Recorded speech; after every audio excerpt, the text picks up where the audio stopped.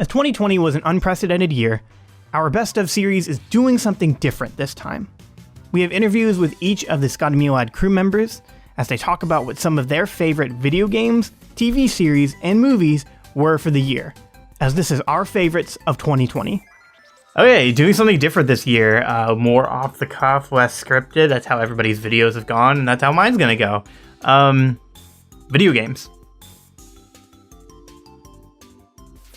5. I played Struggling with a buddy of mine. It's a weird game, but I really like it a lot. You play as this horrifying little blob that has 2 singular arms, and you just kind of drag yourself around these little different puzzle levels. It's a platformer. But the game can be played co-op with each person controlling one arm. I definitely think the first half of the game, or the first third of the game really, is absolutely excellent. The back half of the game kind of overstates its welcome. But nevertheless, even when it was getting so ridiculously hard, I still thought it was really fun, and it throws so many ideas at the wall, and not all of them stick. There's one boss battle in the game that goes on way too long, and it's super confusing and weird and totally out of left field. But it's still neat. I'm so happy that they tried something different. They said, hey, we're just going to make this game. We are going to mishmash a lot of different ideas together because that's kind of our concept. 4. Fuser. Fuser is awesome. Fuser is so incredibly cool. It's the same people who made Rock Band. It's made by Harmonix. And it's a music DJ game where you take real licensed songs and you mix them together.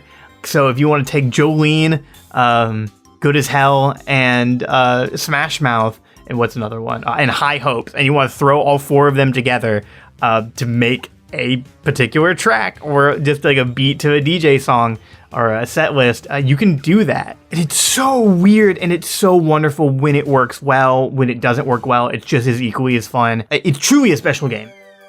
3. Number 3, Among Us. So out of all the games on my video game list, this is the game that I can wholeheartedly say I've played the least of. And it's because I watched so much more gameplay and other people playing it than playing it myself. I mean, I love social bluffing games, social deduction games. I think that's actually what the genre is called.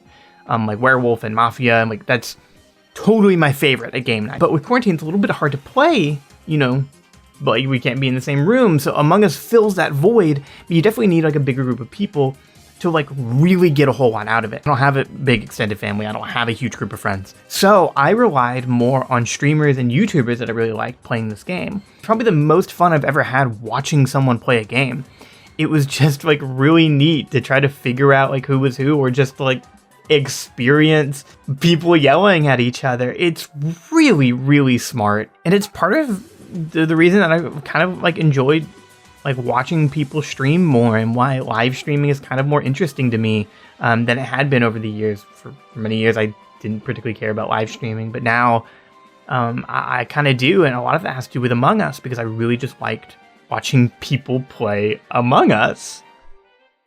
2. If anybody knows me, they know how much I love Supergiant games. So obviously my number 2 pick is Hades. Probably the best designed game on my list, and probably of the year. If it wasn't for my number 1, this would be my number 1. I think it's a brilliantly designed game. I think it's so much fun to play, but I really love the style and world of it. Much like every single Supergiant game, which is Bastion, Transistor, Empire, I like the characters. I've found myself getting very attached to the characters of Hades in ways I didn't expect. There were certain characters I was like, oh, this is cool. I like them. I like this person. But as I've gone through it, and as I've started completing the game, I was really invested in these characters, and I wanted to see their stories play out. I wanted to know more about them. It's just a very engaging game. 1. There are a lot of good games that came out this year. There are a lot of good games that had good mechanics and great stories, and really pushed the envelope for what games can be, both in good and bad. We had a lot of flops. We had a lot of mistakes.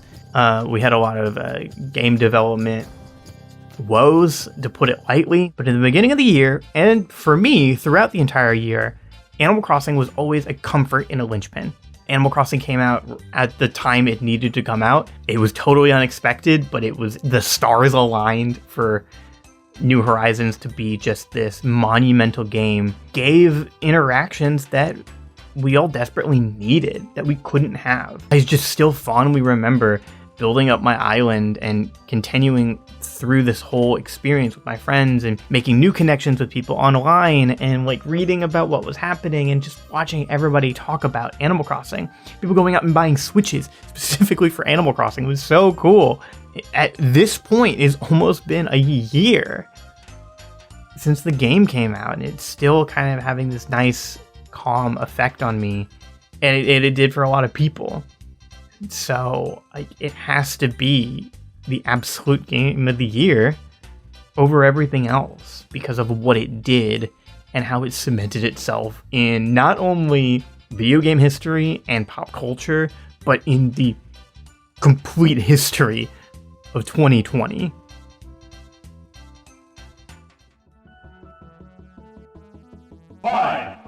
Number 5 is Steven Universe Future. I mean, it's no secret, I absolutely love Steven Universe. It is one of my favorite television shows ever. I just see it as such a pivotal, influential TV series in children's animation and in animation in general.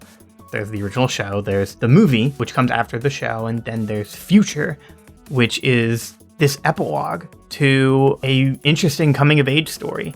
And usually in animation or in stories in general, when we have an epilogue with characters that have kind of grown up, there's a little bit of a time jump. It's just kind of a fun, like, oh, where are they now? Like, and they do certainly do that in Steven Universe Future, but at the heart of it, it digs deep on what, like, this prophesied hero and, like, what a child hero was meant to be and what they would ultimately become. Steven Universe Future doesn't hold back. It really puts Steven through the ringer as he's trying to understand his place in the world, but it was such a neat story to tell for young viewers.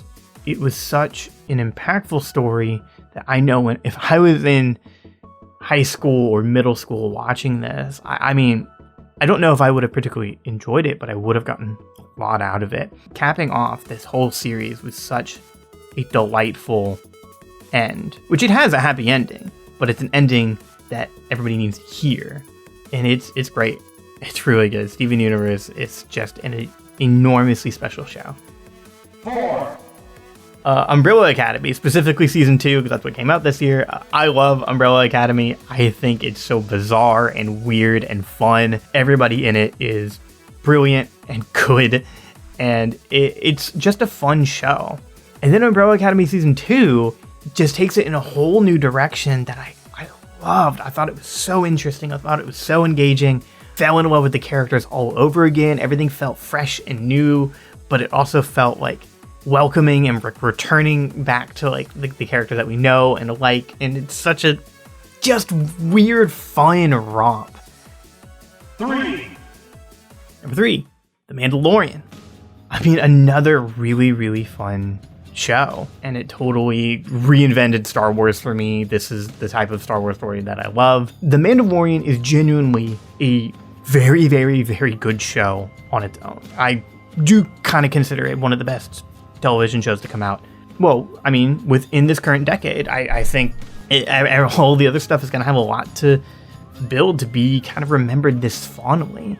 But season 2 just did so much more, but keeping the core focus, Mando and Baby Yoda. It just made me enjoy these characters even more, and it made me enjoy the Star Wars world even more. 2. My number 2, Harley Quinn, the DC animated show. I've never particularly liked Harley Quinn. It's not anything against the character or against anything, weird or toxic like that. Never a character that I really latched onto. This animated show, I had my reservations. It's R-rated, it's, violent and raunchy, and it's kind of like in your face. And sometimes I like that style of humor and animation, and a lot of times I don't. But Harley Quinn does it so well. Insanely funny. It's really, really genuine. It's really heartwarming at times. And it just runs with its premise. they go, this is our DC universe. We're going to kill characters off, and we don't care. We're going to do things that make sense to the characters. And we're just going to have a genuine good cast of funny people tell a very neat story about finding love and finding like self-respect. By the end of the first couple episodes, I was immediately hooked. I was like, I'm in it. I'm in this ride. I love these characters. I want to see what happens to them. And now Harley Quinn's really jumped up to be one of my favorite DC characters, especially Kaylee Cuoco's portrayal of her. She just does a fantastic job of portraying this, to me, a one-note character, but has so much complexity and is so entertaining to watch. Because of this show and because of how smart it is, it really makes me understand why so many people like Harley Quinn. And now, me included. 1. So my number one TV show is incredibly special to me. And it is Kipo and the Age of the Wonder Beasts. I absolutely love Kipo. They just created this very unique and fun and sweet cartoon about a girl growing up. And Kipo has become absolutely one of my favorite characters of any TV show. I think she is so kind-hearted. I think she's so inspiring and really, really funny. Fantastic, gorgeous, interesting show that has probably the most inspiring story of being made, in my opinion. So Radford Seacrest, I believe that's how you say his name, I could be really wrong, created a webcomic of the same name. He had it online for a while. Like Netflix was like, hey, we're just going to make it a TV show. Sun went down. Oopsies. And so it released in early January, and then a couple months later, they did season 2. And then I saw, they said, okay, hey, we're doing our final season. And I was like, damn, they got canceled. Like, that sucks. The show is so good. And the team came out and said, like, no, we didn't cancel it. We just always planned on this being a 3-part story with a definitive, like, 3-act structure. And they completely accomplished that. And in the year that was so difficult for so many people and things got delayed and pushed around, and Kipo came out on top. It was just like, we set out to accomplish making a show that is very good for kids, is fun for adults, that has this goodness and heart to it that, frankly, I don't think I've seen since probably Avatar, The Last Airbender. And we're just going to do our own wonderful little world. I think in a couple years from now, people are going to realize how special Kipo is. And in terms of animation, I think it's probably Netflix's best animated show. And I think it's going to hold that title for a very, very long time. 3. Let's go back in time with a classic, with Fargo. It is such a funny and bizarre movie because it's made that like everybody's an idiot except for the main character, Marjorie. It was just this sweet, down on her luck sheriff who's pregnant, which is really cool to see her, you know, be confident and, you know, solving this mystery.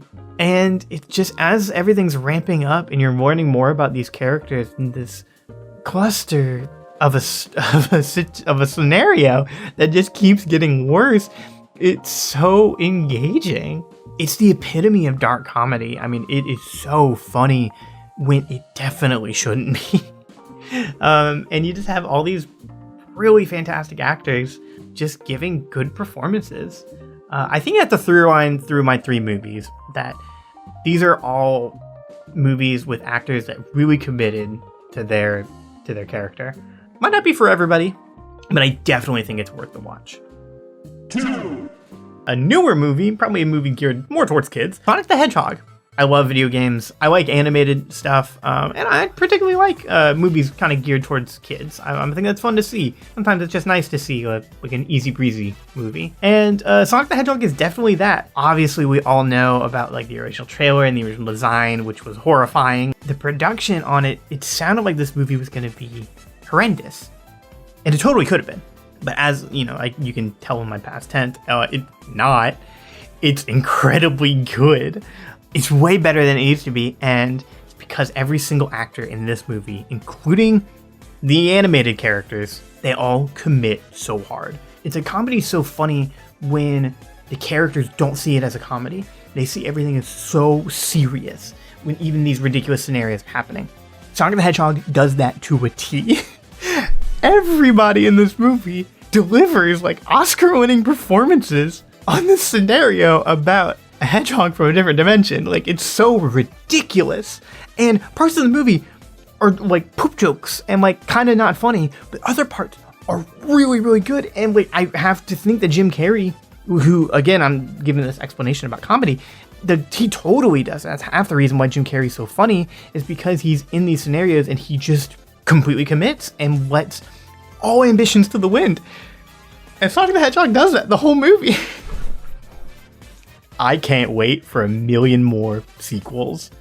I remember looking at Tristan when we were in the theater seeing this. It was the last movie I saw in theaters. I kept saying, why is this so good? 1. But my number one movie of not all time. Oh, it's kind of up there. My number one movie of 2020 is the Bill and Ted trilogy. If you want to be specific for the year, is Bill and Ted Face the Music. So, but the other two, Bogus Journey and Excellent Adventure, they can count as my 5. So there's my top 5. I love Bill and Ted. I love that movie with so much of the fiber of my being. I think it's so funny. I think it's smart. I already said I think it's smart, but that movie is way smarter than it needs to be. It's insanely good and funny, and it's got Keanu Reeves. So like, what can go wrong? And then for a long time, I never watched Bogus Journey. I kind of just didn't want to. I was like, like the first one's so good. I've heard the second one isn't all that great. Didn't really give it the time of day, which in my opinion, I was totally wrong. I love the second one. I think it's fantastic. Obviously the first one is still the best out of the 3. Is a good continuation of just these really goofy characters who at first glance you would really think it's like, oh, they're going for like a Beavis and Butthead sort of like, oh, these dumb stoner types. But the thing I like about Bill and Ted is they're so nice. They're so genuine. In the first 2 movies, they do drop the F slur, which I don't like at all. But they're just these 2 dumb rock stars who is gonna unite the world. And it's kind of like, again, it's that amount of ridiculousness and amount of commitment that I've been talking about. They do a 3rd movie that, again, in my opinion, is just as good as the first 2 movies. It feels like now a completed trilogy when they could have just did a one and done with the first movie and never even messed with it. But now the 3rd movie just really wraps a nice bow on everything and just really reinforces what makes Bill and Ted so good. A group of nice people in weird scenarios. It's just harmless. Heck, even in the stuff that I really enjoy, like Steven Universe, teaching a very valuable and intense lesson. Bill and Ted does teach you a good lesson, to be excellent to one another. And party on, dudes! And you know what? Screw it. That's just as equally as important as learning a deep philosophical lesson. Some days, and going into the new year, we just need to be excellent to one another.